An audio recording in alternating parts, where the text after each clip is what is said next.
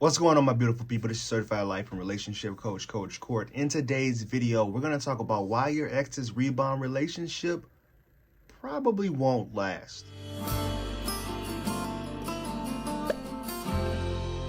And I just want to tell you flat out, right out the gate, this relationship isn't going to last. It usually doesn't. Now, I've studied everything about rebound relationships, attachment styles. I feel like everything. And one of the things that's real consistent is that those rebound relationships usually don't last. And I think the statistics is like 10% of those relationships end up working out. I'm going to give you 5 reasons. Right? I'm not just blowing smoke. I'm not just coming on here and talking about just some random thing that I just made up. Like, this is the things that I've studied. These are the people that I work with on an in and out on a day-to-day basis. I'm going to give you 5 of those reasons, right? I wrote them down for you. And the first one is the person, one of the people that are in that relationship, either the new guy or the person or the new girl or the person that you were with, they usually have some type of insecure attachment. Because if you look at these rebound relationship dynamics, let's say you have friends, you have family members that are dealing with the same issue, it's usually a situation where one of those people are either codependent, they are either narcissistic. And the reason I say narcissistic is because it takes a special type of person to come into, if it's your ex's life, knowing that they are struggling, knowing that they are kind of on the fence about whether they still want to be with you or not, or they're just not happy in that relationship. It takes a special person to kind of poach them off of you and get into a relationship with them. And that's usually an insecure attachment type issue. If you ask me, in my book, that's something that's insecure. And not only from their end, also from your ex's end too. Why can't they take the time? We're going to get down to that later on.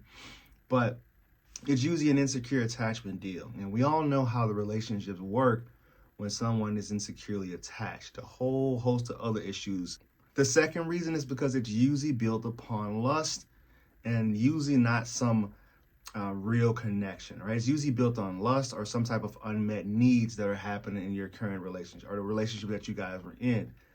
And the blowback that I've gotten from this reason is, sometimes it's the people who are the person that are the rebounders, the people that are in the relationship with your ex, and they feel like it's not fair for someone to judge them on a choice that someone else decided to make, which means they almost got a little bit offended as to all the rebound relationship videos that are being made, and all the different terms, the painkillers, the low-hanging fruit, all those different things that they're referred to, and it comes off as inhumane to them. And I understand that, but here's what I'm saying here for this reason.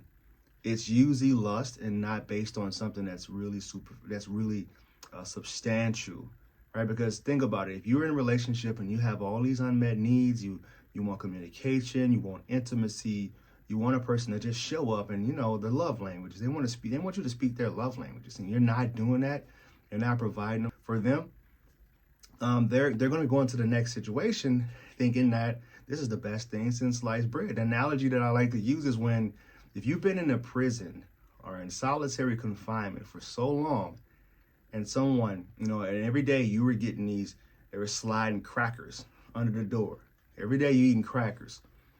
Unmet needs. So when you get out of there, the first thing you're going to look around for is like, all right, what else is out there? This can't be the best thing that's happening. The best thing that I could be getting right now. So you see someone else have a slice of bread, and you like, I was getting crackers. They got a slice of bread. So it's like the FOMO. It's like that fear of missing out that goes on in their mind. So when they get into this relationship that's going to be after you, usually they're thinking about all the things that they weren't getting. But when we get to number 3, number 3, they hit the power struggle phase, which everyone hits the power struggle stage, right? You hit the power struggle stage. I don't care if it was built on a rebound. I don't care if you were one that you have been single for 3 years or whatever the case may be. You are always going to hit that power struggle stage, no matter what the relationship was founded upon.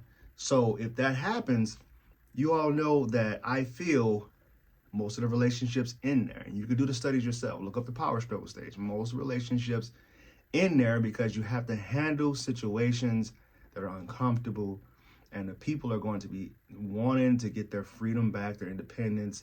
You know, when you used to fart and it didn't stink to them, they were like, oh, you're so cute. It's not so cute anymore. The fact that you used to snore after, hanging out, and now you're snoring and you're in the power struggle stage, they're not gonna be like, I'm just gonna go home. I don't really want to be around this anymore. It always fades, right? The honeymoon phase has to end. So even if it's a rebound, they can be, so there's people who try to fake it and try to make their relationship last way longer than it should. I feel like most relationships, if you look at my other videos, most, from the studies that I've done, the research, the people that I've worked with, it usually doesn't last longer than 2 years. If the rebound do last longer than that, it becomes a very unhealthy and a very toxic situation. Well, if you want to define toxic as, poor communication, regrets, remorse, the ex reaching out to their ex, your ex reaching out to you again to confide in you, this is how it usually works out. Unfortunately, you already know what I'm going to say is your ex hasn't healed from your relationship, right? They haven't. And the reason that I know this is because it takes a while for a person to get over the relationship and to have no residual effects of the previous relationship that they were in. For example, one of the people that I listen to pretty often is Wayne Dyer. And he was saying one of his lectures about, if you haven't taken the time to get rid of all the garbage that you have, you're going to always bring it into the new relationship. He put it this way.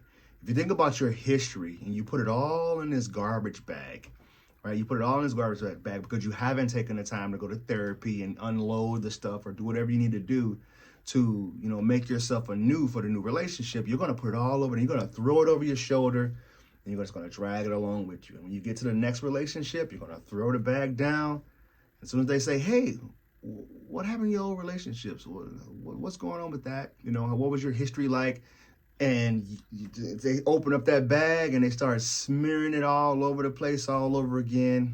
Then that relationship doesn't work out and they pack it all back in, drag it with them. But what they should be doing is learning how to unload that stuff, unload all of those negative stories, the things that they haven't really processed yet while they're single.